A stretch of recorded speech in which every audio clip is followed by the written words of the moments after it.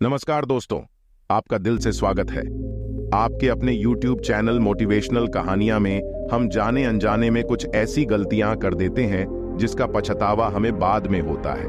कभी कभी कुछ ऐसी बातें हम दूसरों को बता देते हैं जो नहीं बतानी चाहिए, जो बाद में हमें बहुत दुख पहुंचाती है, और यही बातें हम सबके घर परिवार में अशांति का कारण बन जाती है। दोस्तों, मैं इस बौद्ध कहानी के माध्यम से 7 ऐसी बातें बताने वाला हूं जो आपको कभी किसी को नहीं बतानी चाहिए। इसके पीछे का तर्क भी मैं आपको दूंगा। और इन 7 बातों के अलावा, इससे पहले कि आप इस बौद्ध कहानी में खो जाएं, इस चैनल को सब्सक्राइब जरूर कर लें। तो चलिए कहानी शुरू करते हैं। एक समय की बात है। एक नगर में एक युवक रहता था। युवक का परिवार बहुत गरीब था। उसके परिवार में आए दिन किसी न किसी बात को लेकर लड़ाई झगड़े चलते रहते थे। वह युवक इन झगड़ों से बहुत परेशान था। जब वह युवक ने पारिवारिक झगड़े को रोकने की बहुत कोशिश की, पर वह झगड़े रुकने की जगह बढ़ते ही जा रहे थे। और वह युवक जब भी काम की तलाश में लोगों के पास जाता तो लोग पूछते हैं कि भाई, तुम कितना वेतन लोगे? तो उनसे कहना कि आप मुझे बस काम दे दीजिए, मेरे परिवार की आर्थिक स्थिति बहुत खराब है, मुझे काम की बहुत आवश्यकता है, आप बस मुझे काम पर रख लीजिए, और आप जितना दोगे मैं उतना ही ले लूंगा। तो लोग उसकी मजबूरी का फायदा उठाकर उसे कम कीमत पर काम पर रख लेते, क्योंकि उसने लोगों को खुद ही मौका दे दिया। लोगों को पता था कि उसे काम की बहुत जरूरत है, वह कम पैसों में भी काम कर लेगा। और जब वह युवक अपने मित्रों के पास, अपने सगे संबंधियों के पास बैठता, तब भी वह अपनी गरीबी की बातें करता। वह अपने मित्र और सगे संबंधियों से कहता कि मैं क्या करूं, मेरा परिवार बहुत गरीब है, हमें 2 वक्त की दाल रोटी भी ठीक से नसीब नहीं होती, और आए दिन परिवार में लड़ाई झगड़े होते रहते हैं। मुझे तो कुछ भी समझ में नहीं आता कि मैं करूं क्या। उसके मित्र और सगे संबंधी भी उस समय उसकी बात सुन लेते, और उसके बाद में वह सभी उसका मजाक बनाते हैं और कहते, यह गरीब तो गरीब का गरीब ही रहेगा, इसका कुछ भी नहीं हो सकता, और इनके परिवार में भी प्यार नहीं है, जब देखो एक दूसरे से लड़ते झगड़ते रहते हैं, और यह हमारे पास बिना बात का रोना रोता रहता है और खुद कुछ करता नहीं है। जबकि वह युवक तो उनको अपना समझकर अपनी समस्या बता रहा था ताकि लोग उसकी कोई मदद कर सके, लेकिन किसी ने उसकी मदद तो की नहीं। अब युवक जहां भी जाता सभी लोग उसका तिरस्कार करते, उसे गरीब कहकर पुकारते। कोई भी व्यक्ति उसे काम की पूरी कीमत नहीं देता। वह युवक दिन भर काम करता, पर उसे कुछ ही पैसे मिलते थे। कोई भी उसकी मेहनत की पूरी कमाई नहीं देता था। अगर वह उनको कुछ कहता तो वो लोग उसे कह देते कि काम करना है तो कर, नहीं तो यहां से जा। अब उस युवक को तो काम की जरूरत थी, इसलिए वो काम तो करता ही था। धीरे धीरे समय के साथ उस युवक की हालत बहुत खराब होती गई। सभी लोग उस युवक का इस्तेमाल करने लग गए, क्योंकि सबको पता चल चुका था कि वह युवक बहुत गरीब है और उसे पैसों की जरूरत है, काम तो करेगा ही। सभी नगरवासी उसका अपमान करते, उसे गरीब गरीब कहकर पुकारते। इन सब बातों से वह युवक बहुत परेशान हो गया। उसे समझ ही नहीं आ रहा था कि आखिर उसके साथ यह सब क्या हो रहा है। तभी उसने लोगों को बातें करते हुए सुना कि नगर में एक बौद्ध भिक्षु आए हैं। उन बौद्ध भिक्षु के पास सभी समस्याओं का हल है। यह सुनकर वह युवक भी उन बौद्ध भिक्षु के पास जा पहुंचा। वह युवक बौद्ध भिक्षु के पास जाकर रोता हुआ बोला कि महाराज, सभी लोग मेरे साथ ऐसा क्यों करते हैं? तभी उस युवक की बात सुनकर बौद्ध भिक्षु ने पूछा कि क्या हुआ बालक? तभी वह युवक जोर जोर से रोने लगता है और रोते रोते अपनी सारी बात बौद्ध भिक्षु को बताता है और उनसे कहता है कि महाराज, सभी लोग मुझे गरीब गरीब कहकर पुकारते हैं, मेरा मजाक बनाते हैं, और कोई भी मनुष्य मुझे अपनी मेहनत की पूरी कमाई नहीं देता है। मैं उनके खेतों में पूरे दिन काम करता हूं और वह मुझे बहुत कम पैसे देते हैं। मेरे दोस्त और मेरे मित्र भी सारे मेरा मजाक बनाते हैं। वह बौद्ध भिक्षु उस युवक की सारी बातें बड़े ध्यान से सुनते हैं और उससे पूछते हैं कि सभी नगरवासियों को इस बात का कैसे पता चला कि तुम बहुत गरीब हो, और लोग तुम्हें पूरे दिन काम करने के बाद भी इतना कम वेतन क्यों देते हैं? बौद्ध भिक्षु की बात सुनकर युवक बोला कि दरअसल महाराज, मैंने ही नगरवासियों से हमदर्दी पाने के लिए उनसे कहा था कि मैं बहुत गरीब हूं, मुझे आप काम पर रख लीजिए, जो आप दोगे मैं ले लूंगा। यह सुनकर वह बौद्ध भिक्षु बोले, इसमें लोगों की क्या गलती है? अगर नगरवासी तुम्हारा मजाक बनाते हैं, तुम्हें कम वेतन देते हैं, तो इसमें तुम्हारी गलती है।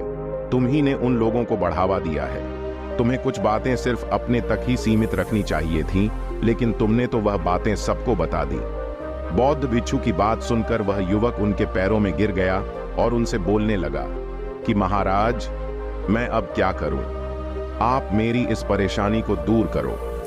युवक की बात सुनकर बौद्ध भिक्षु बोले, देखो, अब जो हो गया उसे तो वापस नहीं लाया जा सकता है, लेकिन आज मैं तुम्हें ऐसी 7 बातें बताऊंगा जो तुम्हें कभी भी किसी को नहीं बतानी है, सिर्फ अपने तक ही सीमित रखनी है। चाहे फिर वह तुम्हारा मित्र ही क्यों ना हो या फिर कोई सगा संबंधी ही क्यों ना हो, तुम्हें यह बातें किसी को नहीं बतानी है।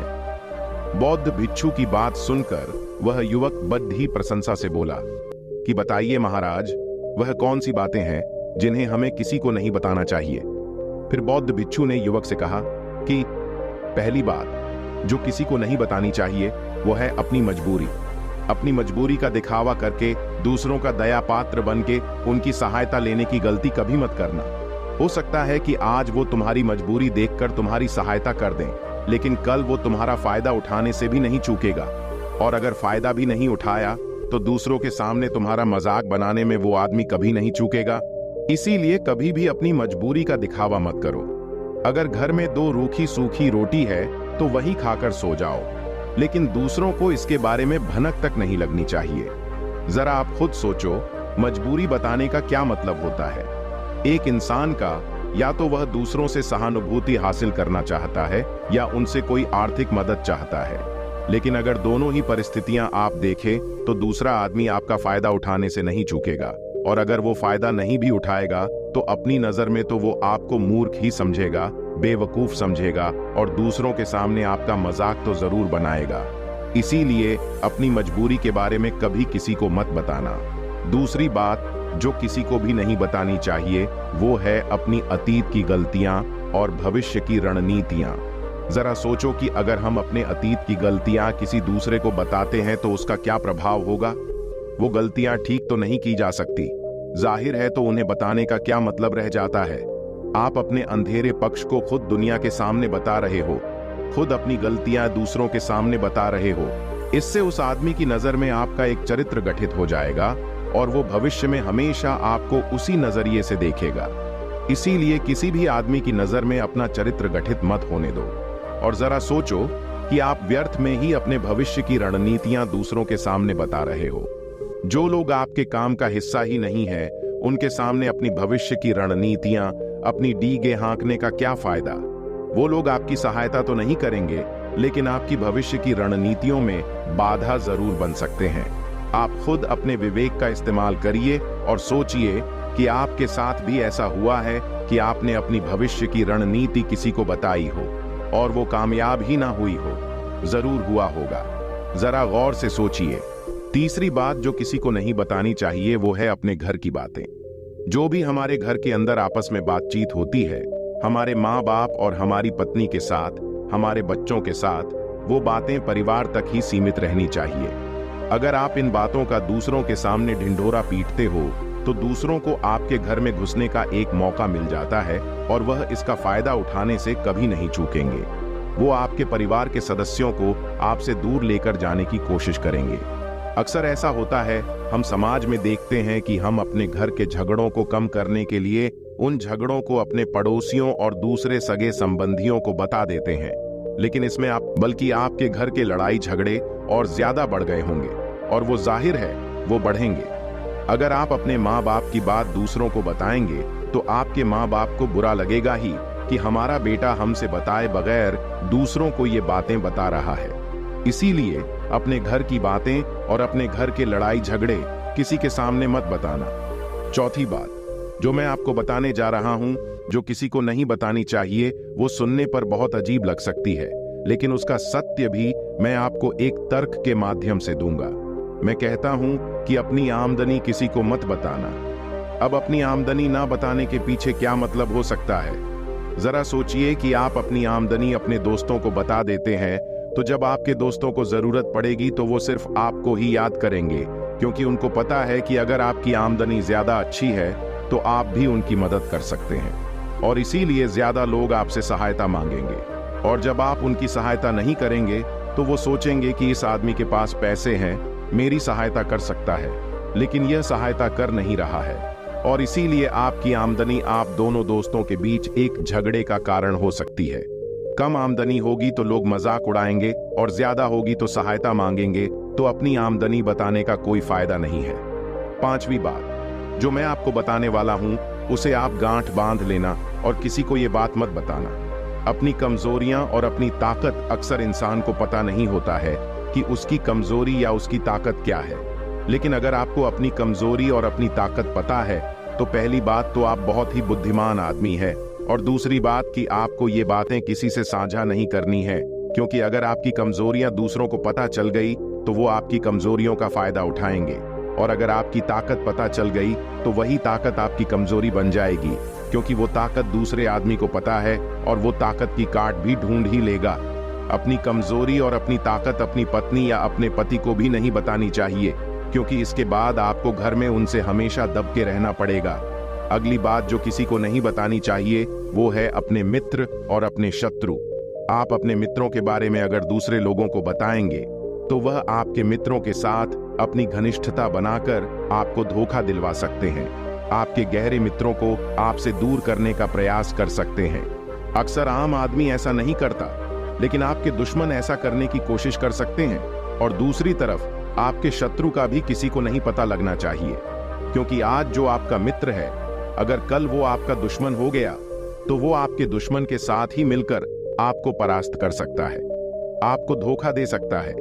इसीलिए अपने सबसे अच्छे दोस्तों को भी अपने दुश्मन के बारे में कभी मत बताना। अगली और आखिरी बात कहना चाहता हूं कि जब तुम दान करते हो तो दान के बारे में भी किसी को मत बताना, नहीं तो दान करना व्यर्थ हो जाता है, बेकार हो जाता है। जब आप अपने दान का ढिंढोरा पीटते हो तो आप ये बता रहे हो कि मैं कितना बड़ा दानी पुरुष हूं, और ये आपके अंदर एक अहंकार निर्मित करेगा।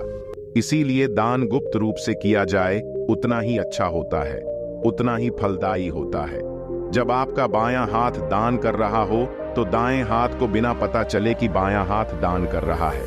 ये 7 बातें जो बौद्ध भिक्षु ने उस युवक को बताई, इनमें संसार के सभी सिद्धांत छिपे हुए हैं। इन बातों का अनुसरण करते हुए आप अपने घर में सुख शांति बना सकते हैं और घर के झगड़े हमेशा के लिए दूर कर सकते हैं।